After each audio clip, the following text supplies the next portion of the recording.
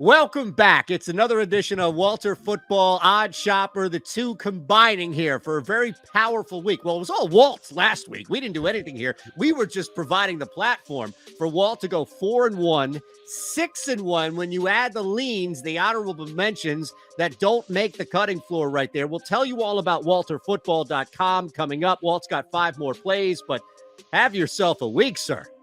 Yeah, it was an awesome week. Very exciting to go 4-1, 6-1, including the leans. Let's keep going with another strong week. All right, so we remind you all out there, thumbs up, subscribe if you haven't here to the OddsShopper channel. We'll tell you all about the amazing, it's not one or two things. There's about 15 different things you should be taking advantage of at WalterFootball.com. But, my friend, 5 picks from you. We are eagerly anticipating another strong week. Let us begin in Minnesota. Yeah, so I have a lot of enemies in Minnesota, and we're going to have more because I keep going against the Vikings every single week, and I'm going to keep doing it as long as they're overpriced. I think the Jets +3 are the right side here. The Vikings they get so lucky every week, and it's something different all the time. Like week 3, they were down 10 against the Lions in the fourth quarter, and DeAndre Swift and Amon-Ra St. Brown get hurt. Week 4 in London, they were playing against the Saints, who didn't have Alvin Kamara. They had a missed field goal at the end to win the game. Against the Dolphins, third-string quarterback, they were outgained by 224 yards. Washington was up 7 in the fourth quarter, and Heineke throws that ugly floater interception, and the Vikings score. Now, against the Patriots on Thanksgiving, the Patriots outgained them in total yards and yards per play, but the Vikings won because the Patriots allowed 14 points on special teams. The Vikings could easily be 6-5 right now, and if they were, they would not be 3-point favorites over a Jets team that suddenly has a good quarterback, or maybe not a good quarterback, but not a terrible quarterback in Mike White, who looked good against Chicago. And I know this is a step up in competition, but the Vikings don't have that good of a defense. So I think Mike White should be able to play pretty well. And then on the other side, you're going to have Kirk Cousins, who really struggles with pressure against a top 5 pressure team. And he may not have Christian Darrisaw again as left tackle. So I think the Jets win this one outright, and getting +3 seems like a great line. I love the focus on Mike White, not at the very least being a drop-off by any means, and that factoring. Are you sure those enemies didn't come from the Nick Foles run back in the Eagles knocking off Minnesota? Yeah, it could be. I was actually in Minnesota, and the people there were nice, but maybe they were just plotting my demise then behind my back. Let's move to Atlanta here. Big one for the Falcons. Yeah, so I've been against Minnesota every week, but I've been on Pittsburgh every week. The Steelers are 3-1 with TJ Watt this year. Their only loss was to the Bengals, who I think are an elite team or close to it. They were down 4 with 5 minutes to go, so they may have won that game. The Steelers, I mention it every week here. They're a top 6 pass defense with TJ Watt. They're a 30th against the pass without him. That's how much he means to them, and he's going against an Atlanta pass rush or Atlanta pass protection that's not very good.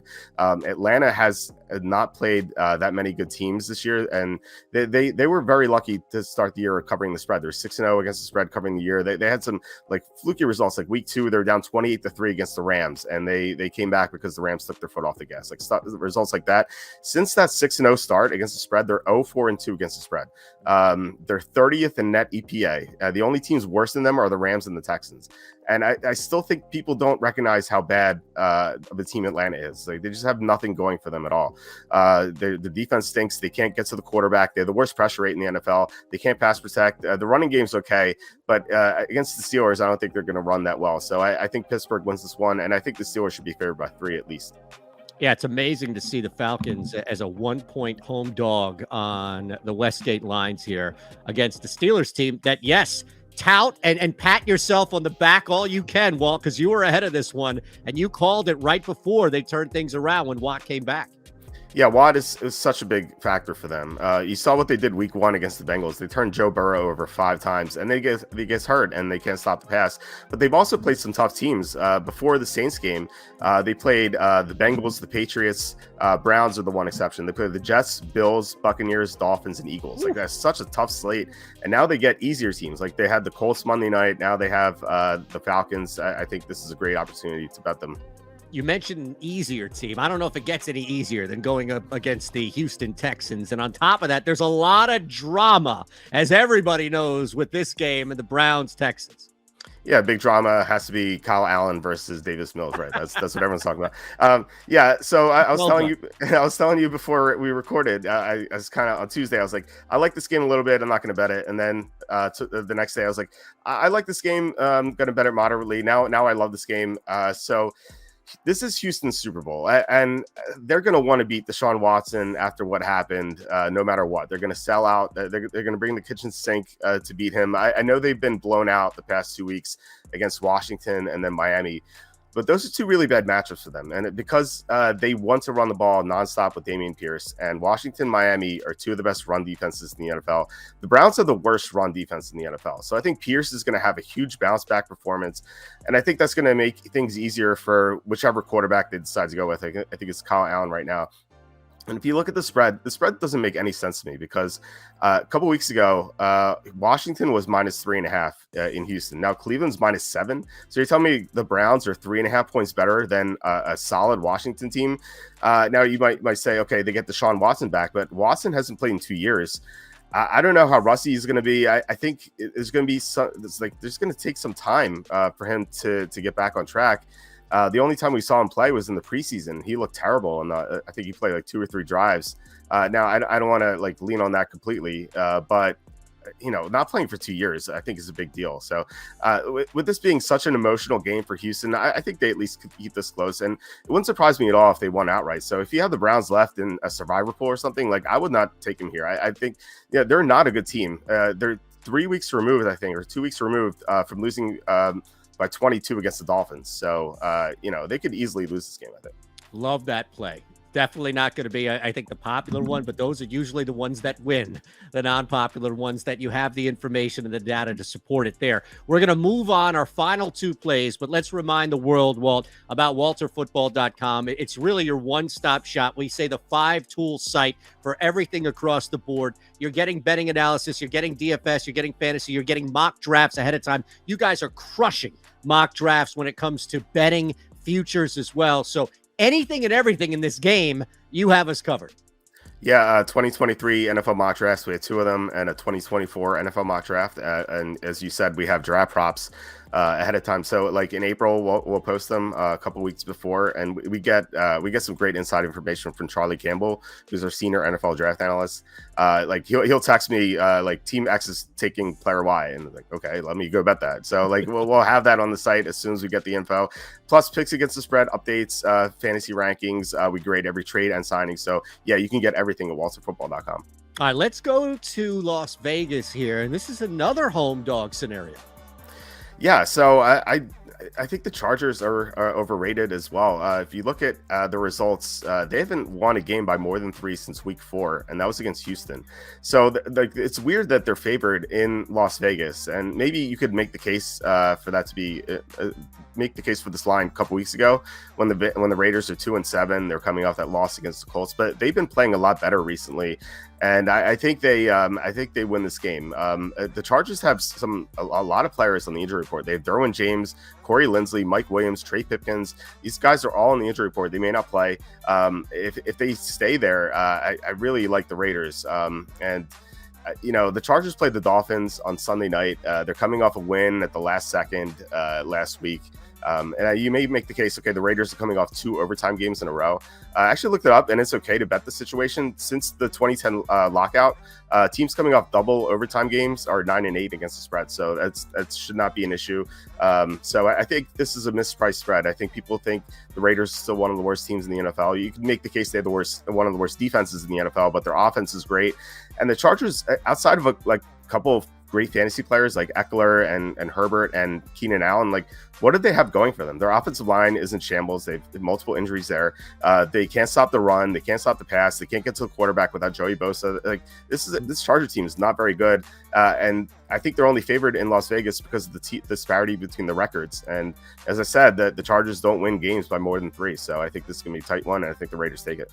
Yeah, we talk a lot about Lamar Jackson, that Ravens team blowing leads. How about the Chargers, right? Justin Herbert, this team, and also Brandon Staley. Like, he's a really difficult coach to trust that he's not going to screw up as well. So as much as people may not like the idea, Walt, of putting their money on the Raiders, I think you're onto something where the Chargers are just too untrustworthy at this point.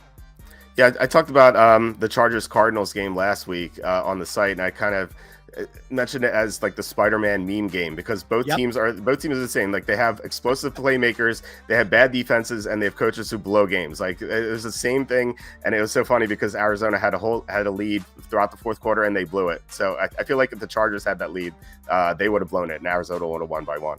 All right, we're going to go back to the cutting floor, honorable mention or two, but we have one more official play, and that's in Dallas.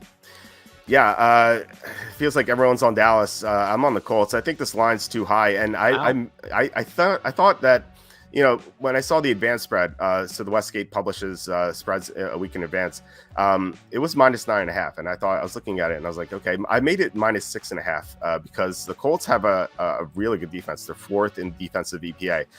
And I think they're underrated despite what we saw Monday night because I like the Steelers more. So now the line is 11.5. So it's moved like 5 points. This is 5 points off my number.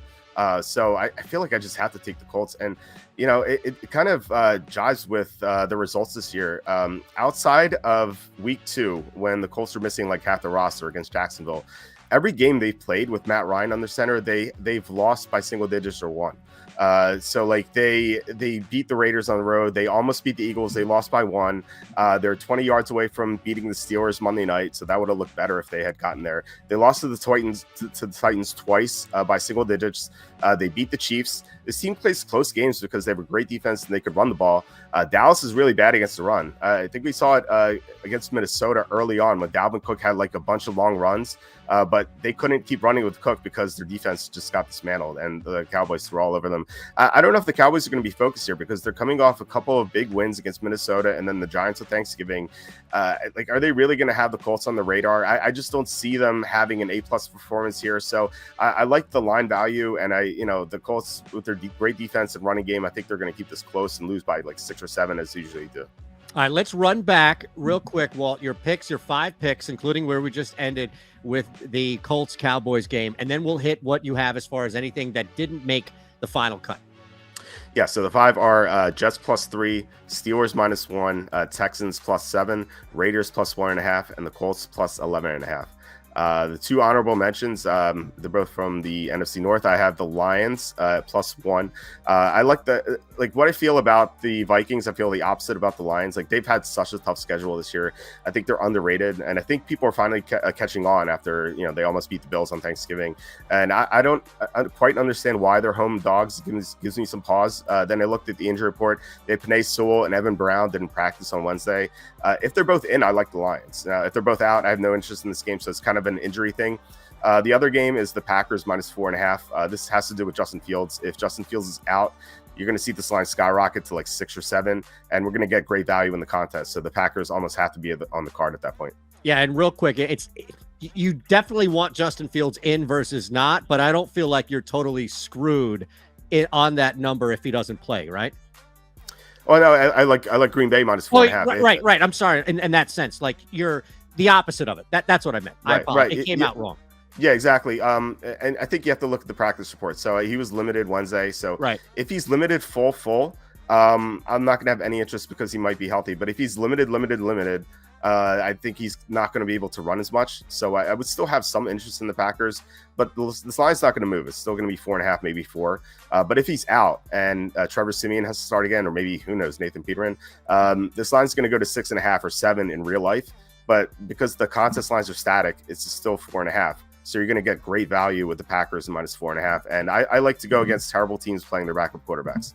All right, one more time, WalterFootball.com is the site. So we appreciate you all hanging here. If you want on the way out, hit the thumbs up button. Make sure you're subscribed to the OddsShopper YouTube channel. But we want you to hang at WalterFootball.com. And again, you guys are just doing everything. You want to pimp the mock draft. Pimp whatever you want because you're crushing it on the way out, man. Yeah, like I said, we have everything to do with the NFL. So if you're interested in the draft, we have mock drafts. If you like fantasy, we have fantasy rankings, DFS content. If you like gambling, we have picks against the spread, not only in NFL. We also have college football. We were 4-1 as well in college football this past weekend. We're going to have NBA picks when the NFL season's over. I just can't juggle like so many things, especially with the sun now. So we're going to have that as well. And as I said before, we're going to have draft props a couple of days before the draft. So I'm excited about that. Awesome. 6-1 when you had the honorable mentions in last week. We'll see you all again this week. Let's cash some tickets. Sounds good.